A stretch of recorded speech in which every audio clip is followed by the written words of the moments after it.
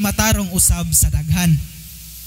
Busa kung kamo wala magmatinumanon sa mga bahandi nga dili matarong, kinsay musalig sa pagtugyan diha kaninyo sa mga bahandi nga matuod. Verse 11 and 13 verse 12 mga kaigsunan, ug kung kamo wala magmatinumanon niadtong iya sa laing tao, kinsay magtugyan kaninyo niadtong inyong kaugalingon.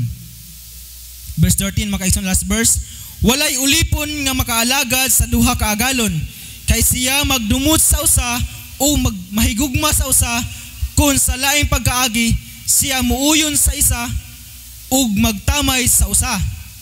Kamo dili makahimo sa pag-alagad sa Dios ug sa bahandi. Ang gihangyo si Pastor Akora sa mga pag-ampo.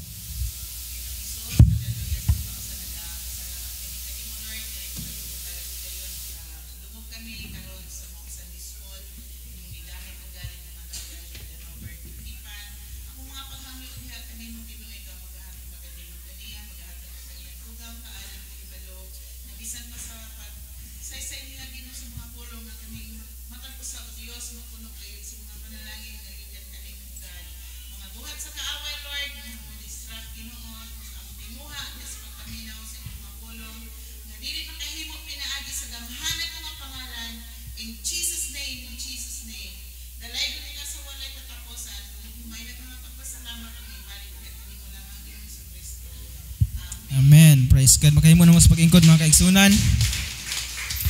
Sa makausa, maing buntag sa tanan. Praise God. Salamat sa Ginoo mga kaigsunan nga iya kitang gitagaan og kinabuhi. Kadahi mga tao karon wala naka mata mga kaigsunan, nakabsa na sa kinabuhi.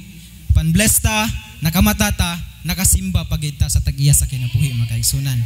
So praise God. Dali lang magtuon sa pulong sa Ginoo mga kaigsunan, kamo ni pagkaon sa atong mga kalag. Ang tanang gusto makakaton, masingit og praise the Lord.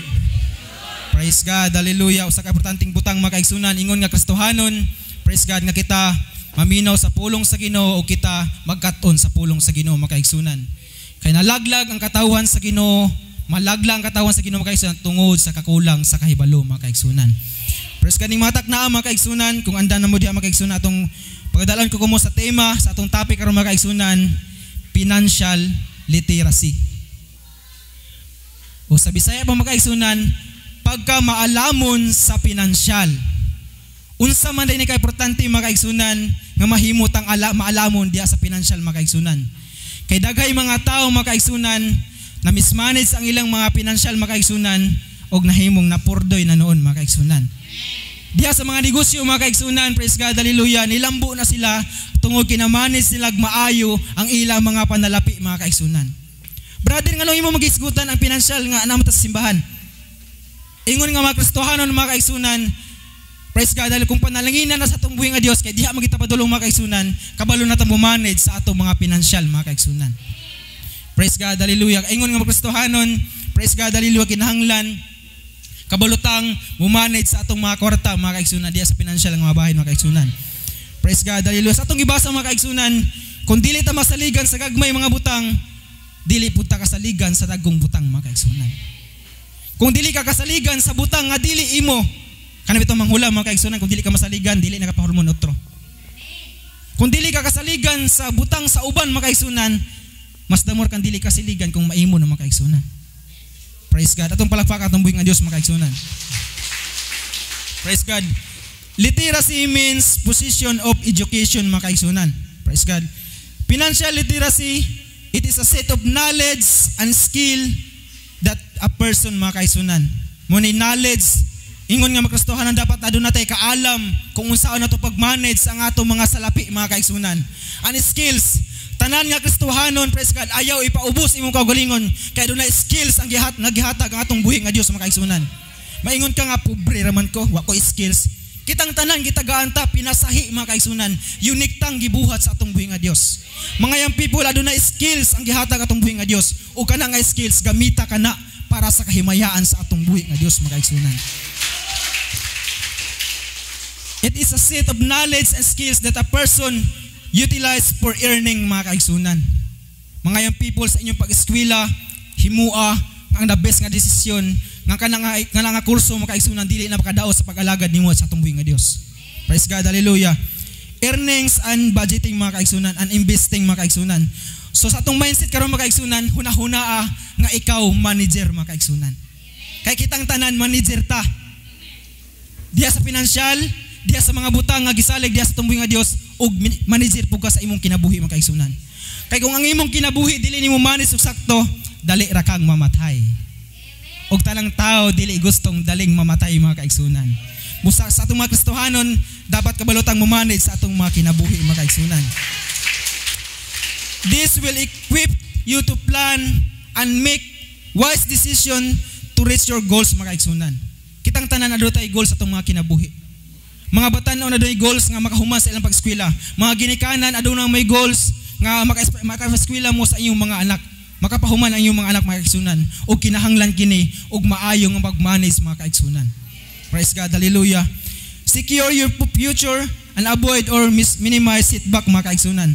So ni mga takna mga kaigsunan atong hisgutan ang principles, praise God, hallelujah, and then practices, and then promise mga kaigsunan sa mao nga financial literacy mga kaigsunan. Mag-auna natin sa principles mga kaigsunan. A principle is a kind of rule, belief or idea that guides you. Kining prinsipyo mga kaigsunan mo ni mugiya kanato mga kaigsunan. Ingon nga magkristohanon na doon natin prinsipyo diya sa pag-alagad sa atong buhi nga Diyos. Praise God, hallelujah. The Bible is filled with over 800 verses referencing money. Brad, ngayon hiskot magagkwarta diha. Nga financial literacy magkana. Sa akong giingon ganina mga kaigsunan, kung dili ta kabalong mo-manage sa atong mga kwarta, purdoy gid ta.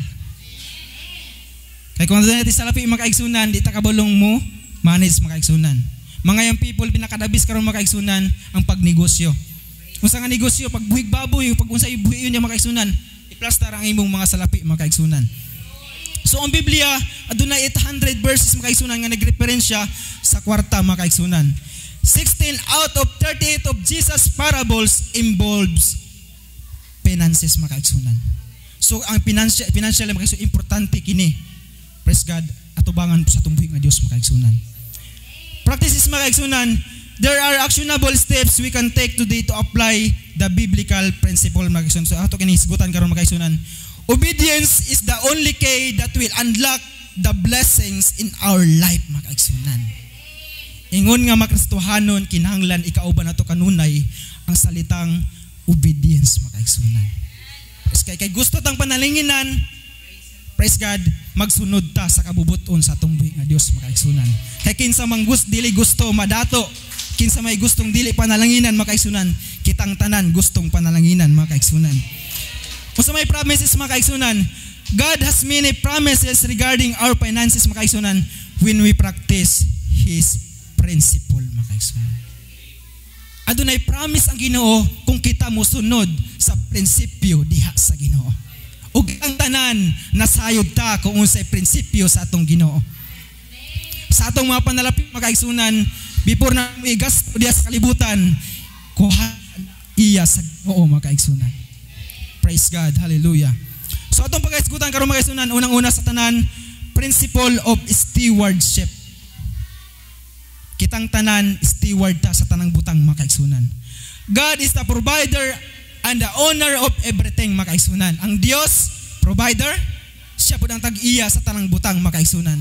That's why we are the stewards o sa gihatag sa atong buhi nga Dios mga kaigsunan.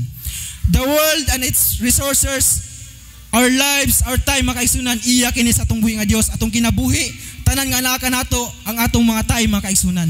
Sa atong mga time, kung dili ta kabalong mo-manage ini mga kaigsunan, maghapon na lang wala kay nabuhat. Praise God, hallelujah. Ang atong kusog, ang atong lawas, ang atong skills mga kaigsunan. Mga estudyante nag-eskwela sila diha sa education mga kaigsunan aron maka-gain og knowledge. Ug kana nga knowledge mga kaigsunan dili ka na tsada ka na mga kaigsunan, kung kana nga knowledge imo pong gamiton para sa kahimayaan sa atong buhi nga Dios mga kaigsunan. Adunay knowledge nga impart mga kaigsunan ang mga maestro nato sa nag-eskwela mga kaigsunan ug ato ka nagamiton, praise God, sa pagpagamit niya sa atong buhi nga Dios mga kaigsunan. Praise the Lord. Tanan masingit og amen. Napa mo diha mga kaigsunan? God is the owner, we are therefore steward or manager. Sama-sama Ginoong kanina mga kaigsunan, kita nga tao mga kaigsunan atong isipon nga kita manager usab. O ang manager mga kaigsunan, praise God, kung dili na siya kabalo mo manage sa usa ka branch or isa ka company nga iyang gisudlan mga kaigsunan, mahimong mabankrupt ang maong company mga kaigsunan. Ingon nga mga Kristohanon usab, kung dili ta kabalo mo manage sa atong mga panalapi or bisan unsang butang nga gisalig sa atong buhing nga Dios diri kanato, mahimong mabankrupt pud ta mga kaigsunan. Muna nga atong kaugalingon maingon ta nga dugay namo ko ng alagad sa Ginoo, wala magyawi panalangin, siguro wala ka kabalo mo manage diha sa imong mga pinansyal mga kaigsunan. Salamat sa Ginoo nga adunay pagtudlo, salamat sa Ginoo nga adunay Biblia mga kaigsunan nga muhimugiya kanato mga kaigsunan, pinagi usab sa mga alagad sa Ginoo mga kaigsunan. The primary qualification of a manager or steward is faithfulness. Diya kung manager ka, dili ka faithful sa imong trabaho mga kaigsunan, mahimong kawatan nimo ang inyong halin mga kaigsunan. Diya po sa pag-alagad sa Ginoo, kung dili ka faithful diya sa imong pinansyal, mahimo po nimong kuhaan ang para sa Ginoo. Tanam sa ingito, amen. Ingon nga makastuhan ng mga kaigsunan, we are a manager sa tanang butang nga gisalig sa atong buhi nga Dios mga kaigsunan. In 1 Corinthians chapter 4 verse 12 ay verse 2 mga kaigsunan, og labot pa gikinahanglan sa mga tinugyanan nga ang tagatag sa hikaplagan nga matinumanon. Kung ikaw tinugyanan mga kaigsunan, kinahanglan makita kang faithful sa gitugyan diha kanimo mga kaigsunan. Tanan mo sing itog praise the Lord. Since God is the owner of everything, we must be faithful in all aspects of life, including our relationship with God and others, makaigsunan. Sa atong relasyon diya sa Ginoo, makaigsunan, kinahanglan faithful ta makaigsunan. Unsa man ang relasyon diya sa Ginoo, communication nato diha sa Ginoo, pinaagi sa atong mga pag-ampo. Og relationship po nato uban sa ingon nga Kristohanon makaigsunan, sa imong brother, sa imong sister makaigsunan, dili na nimo kaaway ay imong katapad. Imo nang kauban sa pag-alagad sa Ginoo. Panahon sa pagbalik sa Ginoo, kitang tanan balikan sa atong buhi nga Dios makaigsunan. Praise the Lord. We must be faithful in holiness makaigsunan. Kinahanglan ng Kristohanon, kinahanglan huli ta atubangan sa Ginoo. Sa pagsulti, sa pagpanamit, sa atong paggawi makaigsunan. Salamat sa mga pulong sa Ginoo, salamat sa mga Sunday school, sa pagwali sa alagad sa Ginoo mga kaigsunan, sa atong pastor, kay ginatudluan ta sa pagkinabuhi nga balaan at ubangan sa atong buhi nga Dios mga kaigsunan. Anaara ka nato ang pagtuman, praise God, sa pagtudlo sa pulong sa Ginoo mga kaigsunan. Kay walay mabuhat ang mga alagad sa Ginoo kung kita dili pud mutuman sa ilang mga ginasulti mga kaigsunan. Kana ra bang ilang ginasulti, dili na ila kang gulingon mga kaigsunan. Kana pinaagi ra usab sa pulong sa Ginoo. Tanan mo sing ito, praise the Lord. Ang third mga kaigsunan, spiritual discipline. Kinahanglan kita mga Kristohanon adunay tay disiplina mga kaigsunan. Ug salamat sa mga ginikanan nga disiplina kanato mga kaigsunan. Even do masayop ta kay tao ra man ta, apan adunay mga ginikanan nga nagpanton kanato mga kaigsunan. Mga young people, ayaw mo kasuko kung badlungon mo sa iyong mga ginikanan. Salamat sa Ginoo mga kaigsunan. Ani kaupat mga kaigsunan, giving. Kinahanglan faithful ta sa atong paghatag, sa offering, sa tithes mga kaigsunan, kay diha tang panalanginan sa atong buhi nga Dios mga kaigsunan. And then blessings and prosperity. Kanitang kitang tanan gusto tang panalanginan, gusto putang mo prosper mga kaigsunan. That's why we need to be faithful at ubangan sa atong buhi nga Dios mga kaigsunan. Praise God, hallelujah. Ang practice sa stewardship mga kaigsunan, exercise holiness and faithfulness to God in every area of life mga kaigsunan. How we spend our resources mga kaigsunan reflects our faithfulness to God. Kung giunsa nimo paggasto ang imong resources nga gihatag sa Ginoo, praise God, nagpakita na kung unsa ka ka-faithful sa atubangan sa Ginoo. Kung giwalas nimo imong mga butang, praise God, hallelujah, nagpakita lang nga unfaithful ka atubangan sa Ginoo. Apan kung faithful ka sa mga butang nga gitugya sa atong buhi nga Dios mga kaigsunan, faithful ka atubangan sa atong buhi nga Dios mga kaigsunan. Our understanding that God is the owner who has given us dominion. Sa pagbuhat pa lang sa kalibutan mga kaigsunan, si Adam and Eve gitagaan sa Ginoo og dominion. To dress it and to keep it mga kaigsunan. Gihatagan sila og authority sa atong buhi nga Dios nga ilang kultibahon mga kaigsunan ang kalibutan sa maayo nga pagkultibar mga kaigsunan. Apan sa ilang gibuhat mga kaigsunan, nakabuhat sila sala at ubangan sa Ginoo. That's why nidawat sila sa consequence mga kaigsunan nga gihatag sa atong buhi nga Dios mga kaigsunan. And a command to be fruitful will guard us from materialism. Kung panahon nga i-bless sa atong buhi nga Dios, pinaagi sa pulong sa Ginoo mga kaigsunan, i-guard ta sa mga mahimutang materialism mga kaigsunan. Unsa dining word nga materialism mga kaigsunan? Walay lain mong hunahuna, material lamang diri sa kalibutan. Pansalamat sa atong buhi nga Dios mga kaigsunan, hallelujah, kay dunay mga pulong sa atong Ginoo mga kaigsunan. Ultimately, faithfulness will lead to fruitfulness. Kung faithful ta, mag-lead ni sa fruitfulness mga kaigsunan. O kinsa may gusto nga, dili gusto nga tao nga panalanginan, ug molambo mga kaigsunan. Kitang tanan gusto tang panalanginan. That's why we need to be faithful mga kaigsunan sa tanang aspeto sa atong mga kinabuhi mga kaigsunan. God will reward fruitfulness by entrusting even more blessing mga kaigsunan. Praise God, hallelujah. Kaduha mga kaigsunan, principle of sowing and reaping. Pagtanom mga kaigsunan o pag-ani mga kaigsunan. In Genesis chapter 2 verse 15, and the Lord God took the man and put him into the garden of Eden to dress it and to keep it. Muna yung gingon na ganyan mga kaigsunan. Ang Dios sa pagbuhat pa lang sa kalibutan, gitagaan na sila authority or dominion para to keep it and to dress it ang kalibutan mga kaigsunan. Mukha na authority nga gihatag sa tumbuhi nga Dios kay Adan and Eve mga kaigsunan. Work is instituted by God in the story of creation even before man fell into sin and is therefore not its consequence mga kaigsunan. Tungod kay nilapa sila sa kasuguan sa Ginoo, praise God, hallelujah, nidawat sila sa consequence diha sa atong buhi nga Dios mga kaigsunan. That's why kita nga mga Kristohanon kung dili ta masaligan sa mga butang, mudawat usab ta sa consequence nga gihatag sa atong buhi nga Dios. That's why bisan unsa atong pagpaningkamot mga kaigsunan, hallelujah, walay panalangin nganuman, wala nimo gisunod ang kabubuton sa atong buhi nga Dios. Tinunglo ang imong kinabuhi mga kaigsunan. Ug kitang dili ta gusto nga mahimong tinunglo atong mga kinabuhi mga kaigsunan. Atong palakpak atong buhi nga Dios mga kaigsunan. Work is the only avenue through which God can bless us. Pinaagi sa trabaho mga kaigsunan, diha tang panalanginan sa atong buhi nga Dios mga kaigsunan. Kaya naman, ang tapulan nga tao walay panalangin. That's kana mga kaigsunan, biblical na mga kaigsunan. In Proverbs chapter 13 verse 4 mga kaigsunan, the lazy person is disappointed while the diligent person is promoted. Ang tapulan nga tao, disappointed na mga kaigsunan. Sige ra nagminghoy. Pero ang kugihan nga tao, promotion. Sa mga trabaho mga kaigsunan, kung kugihan dito sa mga trabaho, adunay promotion ang ihatag atong mga manager mga kaigsunan. Praise God, atong palakpak atong Ginoo mga kaigsunan. Praise the Lord. Hallelujah. Practice sowing and reaping mga kaigsunan. Use your God-given abilities to find a profession and develop a career mga kaigsunan. Gitagaan tag abilities atong buhi nga Dios, praise God, para mangita tag trabaho, praise God, hallelujah, ug ato kining i-develop mga kaigsunan. Sama sa ginaingon adunay talent or ability ang gihatag sa atong buhi nga Dios. Kini nga ability mga kaigsunan, unique kini, matagsa-tagsa kanato mga kaigsunan. Busa ingon nga pastor, ayaw ipaubos ang imong kaugalingon mga kaigsunan. Kini mga kaigsunan para sa mga young people. Your profession should not contradict with your vocation or calling mga kaigsunan.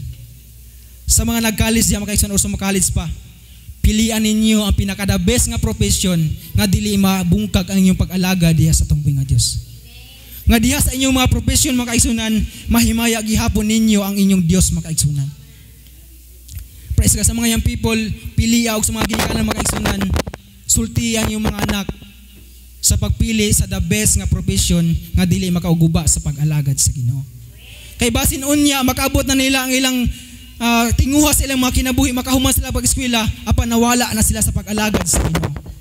Maunsa man nga maangkon nimo tanang butang ni kalibutan, apan mawala ka sa kaluwasan, wala ra gihapon mga kaigsunan. Praise the Lord, hallelujah. The parable of talents show us an example of the master investing in multiple people and opportunity mga kaigsunan. Sa panahon ni Jesus Christ mga kaigsunan, nag-invest siya og time sa iyang mga disciple o sa iyang mga apostol mga kaigsunan. Iyang ginatudluan, praise God, hallelujah, kay moabot ang panahon nga kung wala na siya, sila na usap magwali sa pulong sa Ginoo. That's why kita pod mga kaigsunan nga ingon nga magrestohanon mag-imbesta diha sa gingharian sa atong buhi nga Dios. Pinaagi sa atong mga pinansyal, pinaagi sa atong mga kinabuhi. Kay kini atong kinabuhi mga kaigsunan ato kini ipagamit sa bulaton sa Ginoo. Ang magwali sa pulong sa Ginoo dili lamang ang pastor, dili lamang ang mga leader. Kitang tanan dapat mawali sa pulong sa Ginoo mga kaigsunan. Atong palakpakan atong Ginoo mga kaigsunan. Ikatulo mga kaigsunan, principle of submission. In Romans chapter 13 verse 1, let every soul be subject unto the higher powers. For there is no power but of God, the powers that be are ordained of God, mga kaigsunan. Diri sa community mga kaigsunan, kinahanglan ta magpasakop diya sa atong gobyerno mga kaigsunan. Kay Kristohanon dili unta mag-una sa kaghubot, apan mag-una sa kalinaw mga kaigsunan. Kaingon nga magkristohanon dili ta magpabadlong sa atong community mga kaigsunan. Dapat mahimot ang panalangin mga kaigsunan. Nga naman kinahanglan ta biblical nga kinahanglan magpasubmit ta. Praise God, hallelujah, sa adunay mga authority mga kaigsunan. Diha po sa simbahan mga kaigsunan adunay mga leaders, adunay pastor, assistant pastor mga kaigsunan nga ibutang atong buhi nga Dios. O kinahanglan ta nga magsubmitar ta mga kaigsunan. Aduna tay kaugalingon natong plano mga kaigsunan, hallelujah. Apan ato kining idol sa lagad sa Ginoo aron kita magiyahan kung sa dapat or sakto nga buhaton mga kaigsunan. Salamat sa Ginoo mga kaigsunan, adunay tao mga alagad sa Ginoo nga mogiya kanato mga kaigsunan. Adunay atong pastor, praise God, nga nagmahal kanato, nahigugma sa atong mga kalag mga kaigsunan. Nga dili gusto nga kita mawala sa pag-alagad sa Ginoo. That's why we need to submit ourselves diha sa alagad sa Ginoo mga kaigsunan. Nga naman gitagaan sila authority diha sa atong buhi nga Dios mga kaigsunan. Even though kinahanglan nga tao mga kaigsunan, dili ka na makaayong kabitong kaigsunan nga sus nga magpasabit mo ko sa iyaha nga mas labaw pa mo ko ana mga kaigsunan. Dili na lang mga kaigsunan. Bisan unsa may maabot nimo sa imong kinabuhi mga kaigsunan, ngalan nga adunay authority na nga tao mga kaigsunan, kinahanglan ka magpasubmit ni ana mga kaigsunan. Even though sa imong pagtan-aw labaw pa man ko ana, naka-eskwela pa man ko ana, dili mga kaigsunan. Kinahanglan magpasubmit ta. Praise God, kung adunay authority nga gihatag sa atong buhi nga Dios mga kaigsunan. Kay gusto tag panalangin, magpasubmit ta sa pulong sa Ginoo, magpasubmit ta sa mga alagad sa Ginoo mga kaigsunan. God uses authority to shape our character and test our submission mga kaigsunan. Nagamit ang buhi nga Dios og mga authority para i-shape ang atong mga karakter. Anuman, basin sa kadugayon nimo sa pag-alagad sa Ginoo, mutaas na imong garbo mga kaigsunan. Bisan nataas ka sa pagpangalagad sa Ginoo, aduna na kay kaalam, imo na hino ipasigarbo mga kaigsunan. Ano man kung imo na gamiton sa pagpagamit sa tumbuhi nga Dios. Imo na i-share sa uban nga naghinanglan og knowledge. Ngano man gi maghinambog man. Salamat sa Ginoo mga kaigsunan. Aday pulong sa Ginoo nga moy mugiya kanato mga kaigsunan. Praise the Lord. Hallelujah. Practices sa submission mga kaigsunan. Be faithful in tithing. Brad, ngano niabot na mo sa tithes man pud? Nga submission ra man atong hisgutan. Ang tithing mga kaigsunan nagkinid kini og submission. Kay kung sa church mga kaigsunan kung moingon ang mga alagad sa Ginoo nga mag-tithe sa kini kay kabuot-buoton ni sa Ginoo, ingon nga tao kung aduna kay submission mga kaigsunan mo submit ka sa gisulti sa alagad sa Ginoo. Ngano man dili niya istorya lamang sa alagad sa Ginoo kundi dili biblical kini mga kaigsunan. Kung gusto tag panalangin, Malakias 3:10 mga kaigsunan. Ato nang basahon diha mga kaigsunan. Muna sikreto sa panalangin mga kaigsunan. Tithing demonstrate our obedience to God and our support of His work through the church mga kaigsunan. Pinagi sa atong pag-tithe mga kaigsunan, diha nato ginapakita nga obedience ta atubangan sa atong buhi nga Dios. O kita pon mo support sa iglesia sa atong buhi nga Dios mga kaigsunan. Naman ang church mga kaigsunan, atong pastor, atong pastora mga kaigsunan, sila na pagkaon sa atong mga kalag mga kaigsunan. Ug mabuhi pud sila mga kaigsunan pinaagi sa atong paghatag o biblical pud na mga kaigsunan. Nga mga alagad sa Ginoo mabuhi usab sila sa ilang pagwali sa pulong sa Ginoo mga kaigsunan. Atong palakpak atong Ginoo mga kaigsunan. Tithing teaches us to prioritize God in our finances and to honor Him with how we spend the entire amount mga kaigsunan. Panahon nga panalangin ta before nato igasto diya sa mabutang sa kalibutan, kuha usa ang para sa Ginoo mga kaigsunan. Ano man gusto tang panalanginan mga kaigsunan. Praise the Lord. Hallelujah. Ay kaubat mga kaigsunan, principle of wisdom. Book of Proverbs, also known as the wisdom book mga kaigsunan, teaches that we do need to pursue riches and wealth, but rather we must pursue wisdom, and riches would be the product mga kaigsunan. Praise God, hallelujah. Kung aduna kay mo ipurso nimong wisdom mga kaigsunan, musunod ra na ang panalangin sa atong buhi nga Dios mga. Product ra na sa wisdom ang panalangin sa Ginoo mga naman. Kung aduna kay wisdom mga kaigsunan, makabalo na kang mo-manage sa imong mga panalapi o sa tang butang aspeto sa imong kinabuhi naman, gitagahan kag wisdom sa Ginoo mga kaigsunan. Ingon nga magkristohanon mga kaigsunan, we should strive to be wise mga kaigsunan. Kinahanglan sa matag adlaw atong strive mga kaigsunan nga mahimutang wise atubangan diha sa atong buhi nga Dios mga kaigsunan. Unresponsible mga kaigsunan. Kita nga kristohanon aduna tay responsibility ang gihatag sa atong buhi nga Dios mga kaigsunan. Ug dapat mahimutang responsible niana mga kaigsunan. Ani kaduha mga kaigsunan, trustworthy, so God can entrust us with more wealth mga kaigsunan. Sa atong verse kanina magisunan, kung masaligan ka sa gagmayng butang, masaligan usab ka sa dagkong butang. That's why isang gamay rang panalangin makaisunan, faithful yapon ka atubangan sa Ginoo. Kay diha sa imong kinabuhi makaisunan, panahon nga mobangon ka, panalangin na sa atong buhi nga Dios. Atong palakpak atong Ginoo makaisunan. Praise the Lord. Hallelujah. Ang practice makaisunan sa wisdom, educate yourself by reading books. Kinahanglan kita makaisunan. Sa mga young people, dili social media ang kabisihan. Dapat magbasa tag books makaigsunan nga maka-gain tag knowledge aron po magamit nato atubangan sa tumbuhi nga Dios makaigsunan. Dili knowledge nga gamiton diha sa kalibutan. Dili knowledge nga pagpasigarbo sa imong kagulong nga maalamon na ka. Kun dili knowledge nga para gamiton nimo sa kahimayaan sa atong buhi nga Dios.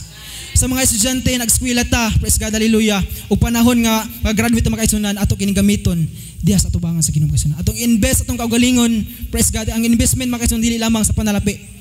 Kung dili sa imong kinabuhi makaigsunan, i-invest na atubangan sa atong Ginoo makaigsunan. Atong palakpak atong buhing Ginoo. Money is neither morally or nor evil, but it can be harmful when it is misused makaigsunan. Dili daw ta lang kwarta makaigsunan, pero kung dili naton maayo yung paggamit makaigsunan, mahimo ning harmful sa atong kinabuhi makaigsunan. That's why we need to be wise makaigsunan sa tanang aspeto sa atong kinabuhi makaigsunan. Ay kalima makaigsunan, principle of honor. Dili ta makaigsunan. Kay panahon nga panalanginan na sa tumbuhi nga Dios, dili ta kabalo mo balik sa glory or honor diha sa Ginoo. That's why diha bito makaigsunan kung sa inyong mga anak makaigsunan, kung taganan ninyo makaon or sa ihatag ninyo nga gamit, kung dili na kabalo mo pasalamat, ganahan pa bumugag hatag. Diha po sa Ginoo makaigsunan, panahon nga panalanginan sa tumbuhi nga Dios, dili ta kabalo pasalamat, ganahan pa ka mohatag atong buhi nga Dios. That's why we need the principle of honor makaigsunan. All the glory and honor sa atong Ginoo makaigsunan. Kabalotang mobalik sa honor diha sa atong buhi nga Dios makaigsunan. Without complete and genuine honor to God, it will be impossible to honor anyone else makaigsunan. Imposible nga mo-honor ka sa ubang tao kung dili ka kabalang mo-honor diha sa atong Ginoo makaigsunan. Dili ka kabalang mo-honor sa Ginoo, mo-honor hinuon ka sa tao makaigsunan. Dapat both makaigsunan, kabalo kang mo-honor sa tao, kabalo po kang mo-honor diha sa Ginoo makaigsunan. Atong palakpakan atong buhi nga Dios makaigsunan. Praise the Lord. Hallelujah. Hallelujah. Thank you Lord Jesus. Ang practices makaigsunan sa honor makaigsunan, in Proverbs chapter 3 verse 9, you honor God in your finances. Nasab, finances nasab. Nga naman, nagmatter lagi ang Dios sa atong mga pinansyal makaigsunan. Maut-uta sa pag-alagad sa Ginoo kung dili ta kabalong mo-manage sa atong mga pinansyal makaigsunan. That's why atong topic karon financial literacy makaigsunan. Tudluan ta kung unsa ang pag-manage sa tanang butang nga itugyan sa atong buhi nga Dios makaigsunan. A love offerings demonstrate that you are committed and invested to God and to His kingdom makaigsunan. That's why sa atong mga silimbahan adunay mga offering para sa mga alagad sa Ginoo naman. Pinagi niini makaigsunan katabang ta sa kingdom sa atong buhi nga Dios.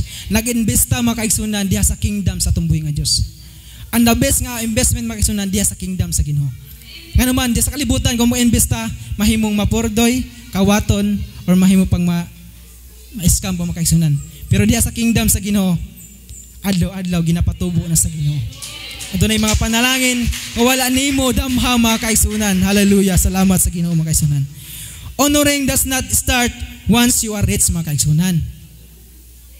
Ang pag-honor nimo, pagpasalamat nimo sa Ginoo, wala nagsugod makaigsunan kung diha panalanginan na ka. But it start regardless of the wealth that you have. Kung unsay panalangin nga ani mo karon makaigsunan, himaya ang Ginoo ni ana makaigsunan. Kung unsay imong kaya karon makaigsunan, himaya ang Ginoo ni ana makaigsunan. Kay maabot ang panahon nga kasaligan na ka sa dagkong butang. Kay kung saligan na ka sa gagmayng butang makaigsunan, kasaligan na usab ka sa dagkong mga butang makaigsunan. Salamat sa Ginoo makaigsunan. Praise the Lord. Ang promise makaigsunan sa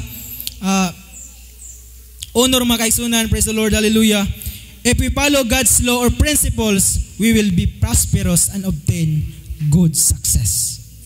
Kitang tanan gusto tag good success, dili bad success. Hallelujah. We practice financial literacy or and responsibility to be successful not in the standard of the world, but of God makaigsunan. Nagpractice tag financial literacy makaigsunan or responsibility makaigsunan to be successful makaigsunan para dili sa kalibutan, para sa kahimayaan sa atong buhi nga Dios makaigsunan. Hapit ako mahuman makaigsunan. The Bible contains many other promises concerning our finances if we apply the right principles and practices makaigsunan. Doon ay mga verse makaigsunan, ilista niyo diha makaigsunan. Proverbs 11:24 makaigsunan, as you give, you will increase. Sa inyong makaigsunan, Proverbs 11:24, as you give, you will increase. Proverbs 11:25, as you water, you will be watered more. Matthew chapter 25 verse 21, as you are faithful with little, God will put you in charge of much. Praise God, hallelujah. Grabe kini pulong ni sa Ginoo makaigsunan. Tataw kay nga pulong sa Ginoo makaigsunan. 2 Corinthians chapter 9 verse 6 to 7, as you sow bountifully, you will reap. Kung magbutang kag magtanom ka og daghan, mag-ani po kag daghan makaigsunan. Sa atong gibasa kini kung magbutang tag diriyot, mag-ani po tag diriyot makaigsunan. Ug dili tag gusto diriyot makaigsunan. Gusto tag dagko nga mga panalangin makaigsunan. In Deuteronomy chapter 28 verse 2, the many blessings of God will overtake you.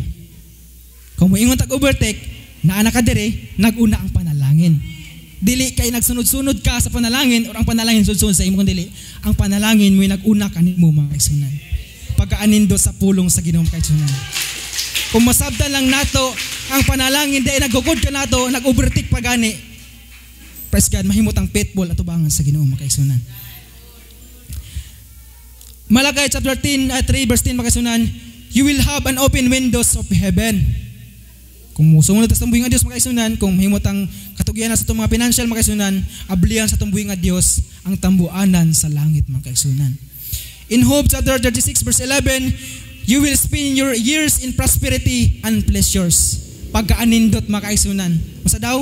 You will expend your years. Samtang nagkinabuhi ka diya sa prosperity o sa blessings makaigsunan. Kana mahitabol sa itong kinabuhi kung katugyanan nata sa mga ginagmay nga mga butang. That's why karon pa lang mahimot ang faithful sa gagmay mga butang makaigsunan. Atong palagpaka atong buhi nga Dios makaigsunan. In Psalms 112 verse 3, wealth and riches will be in your house. Praise God, hallelujah. In 2 Corinthians chapter 9 verse 10, God will provide all the seed you need to sow.